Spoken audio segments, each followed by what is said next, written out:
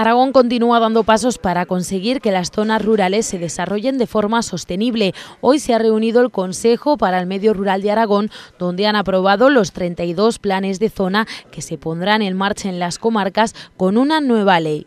Estamos hablando de los 220 millones de euros para el medio rural de Aragón, para cuestiones que han decidido ellos en el territorio en un proceso de participación ejemplar. Una cuantía que permitirá activar la economía y el empleo y mejorar en materias como infraestructuras o servicios sociales en el medio rural. Yo creo que supone mucho para Aragón, porque no hay que olvidar que el 42% de nuestra población vive en el medio rural.